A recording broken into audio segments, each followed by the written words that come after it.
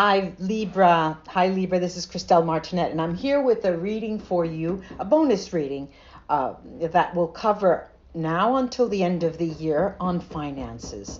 And I have here that I'll be using as a focus this beautiful amethyst. Amethyst, as I don't even have to tell you really, but one curiosity about amethyst is it works wonders for people who tend to love alcohol, indulge in it too much. It helps with that, if you can believe that. That was the thing that surprised me. Now, I have here in front of me the major arcana of a deck called Intuiti. And I've used this before on camera. And it is fashioned, it's created by a group of researchers in a university in Milan, northern Italy. And I'm only using the major arcana here, and their idea was to study all of the traditions in the world and pick and choose, and they wanted to create something that would be not easier, but more intuitive, like the name talks about, like the name says, Intuiti, but will give you a wider range of interpretations. So I'll pull those. Then I'll be following up with a traditional tarot that mirrors the Rider-Waite tradition. So let's see what we have. I'll show you those, and then I will talk about them in relation to your finances. So let's take a look. The first is the 13th, what they call the 13th major arcana. It's the new dawn. Then we have this third major arcana, and they call it the laughing vulva. And the last is the throbbing shadow. Interesting, very, very interesting cards. Let's start with the new dawn. The new dawn. The new dawn. Wow. Well, the new dawn means a change. It's a sort of an evolution of form. It's the destruction of what is old, your old ways of imagining what money means to you, how to use your finances, in order to welcome something that's new, the abandonment of the past, and then it announces the present. It's sort of the snake, like the snake that sheds its skin and renews itself, or the caterpillar that dies and becomes, a butterfly. It represents the universal law of end and rebirth, the life bringing in itself the idea of death and the dawn arising only after the sunset. It calls upon you, Virgo, to accept what is temporary. So this allows you to abandon your fears. And the conclusion of that becomes a new beginning. So everything evolves, everything modifies itself, and at every stage of the evolution, each and every stage of the evolution of this process is necessary in order for it to develop, and in order for us to recognize ourselves, not as in the external shell, but in those energies, those stream of energies that flow inside it, which can be destroyed. So this is a huge process. In relation to finances, it's asking you to completely go back and abandon your past and future ideas. Here we've got the vulva. Somebody's working above my head. There's some construction workers that are tapping. They're redoing the foundation, and it's driving me crazy. Please forgive that noise. I don't even know if you hear it. The laughing vulva. Now, the laughing vulva is an area where we procreate. This is where the seeds of new life are born, really, and it's a butterfly freeing itself from the chrysalis, its birth. It's Athena, the goddess Athena, when she jumps out laughing from the broken skull of Zeus, who is suffering there. It's sort of an active and ready moment to love in a womanly nature. It's generosity of spirits, it's abundance, it's bold, and it is limitless. It sort of recalls the bond that we have with Mother Earth, the beauty of the nymphs, sort of the magic of woman and the divine feminine. But it is superficial, like what we consider, how can I say, laughter to be, free laughter. That's the superficial nature of it, the joyous nature that comes out without reason. It just is something you learn all of a sudden, and it's a bit of self-irony. It's a joyful expression of ourselves that has to gain some more experience. So here we got, we're really going toward a beginning. This new dawn is moving toward that new beginning. And now this throbbing shadow is quite interesting in relation to your finances, because it's sort of, and I've mentioned this before in another reading, this came up also in another reading, it's like convincing a lion that they're a sheep, that it's a sheep. And the shadow, their shadow, what we don't like to look at is only the trace. It's only what remains of something that is old. And in that shade, in the shadow that's thrown on the ground, is all that we don't want to see, we don't want to admit. That is our primary instincts, our sex drives, our aggressive natures, our spontaneity, okay? So these cards are actually telling you, go back to those gut reactions. Libra, you need to take heed of those gut reactions.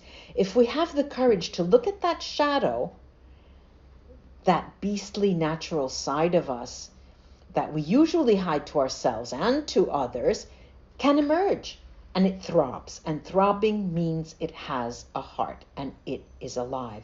These cards are exhorting you, Libra, to become alive.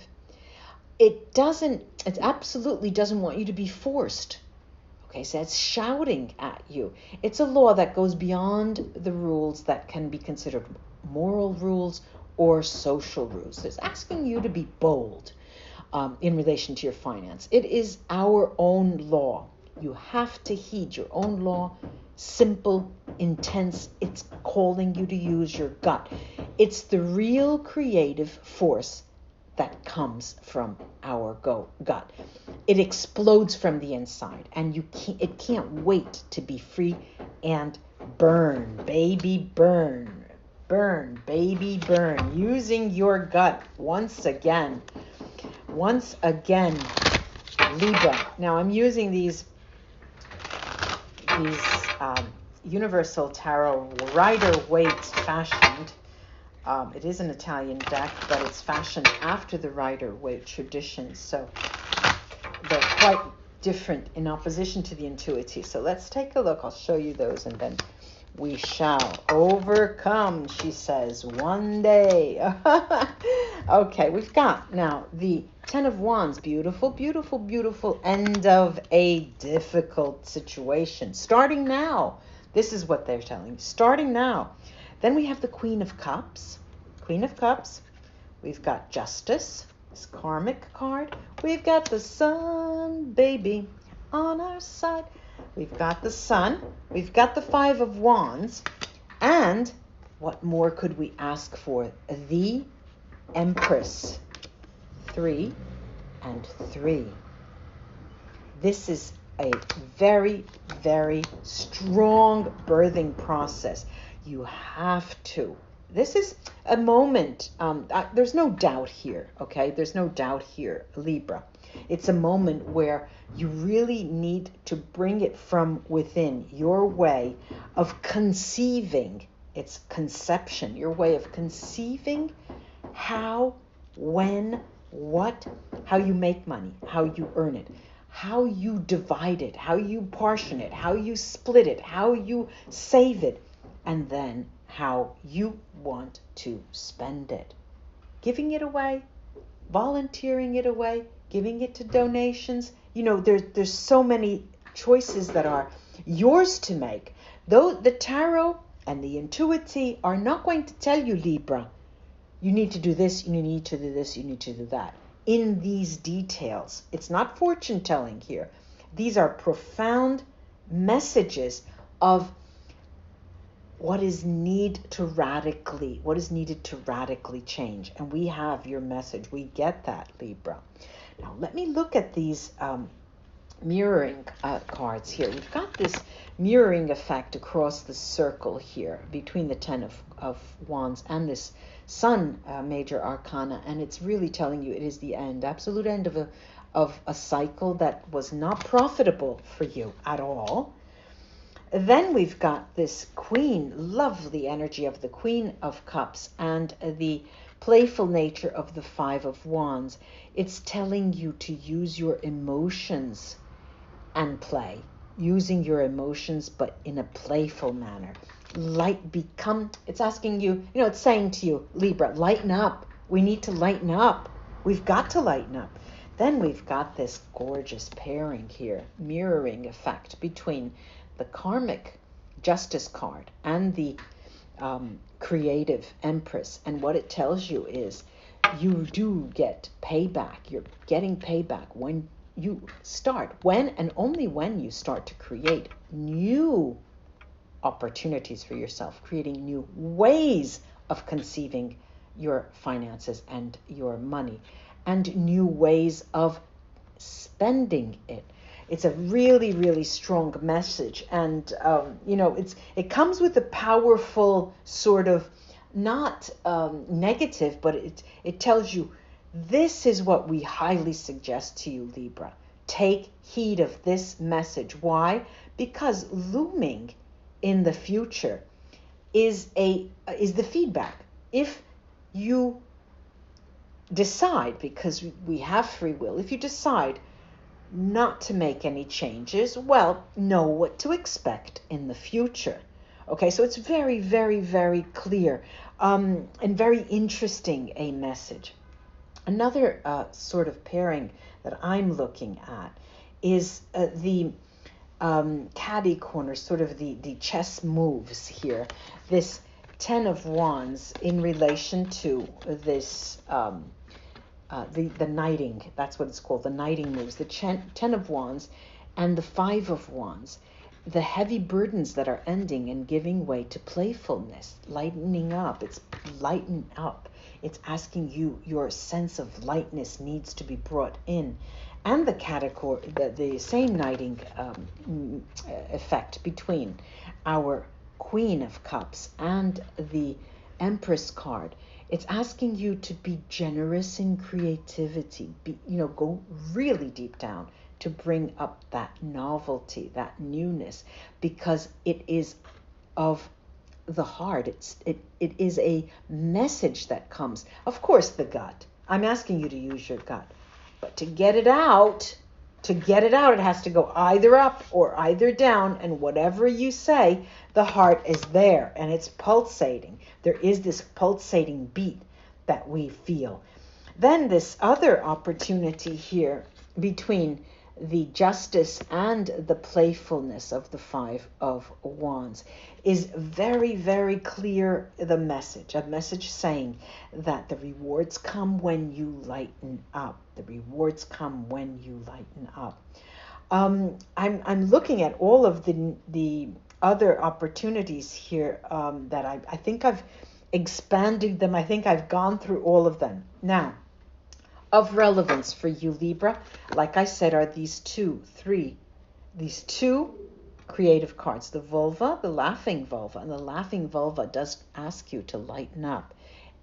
Of course, those of us who do give birth and are in a position of being able to, or have done, or in any way who has a vulva that can give birth, we're talking about using that energy to bring forth the love of lightness, bringing forth the love of lightness, and the magical mystery, the magic of this spread is the lightness of being.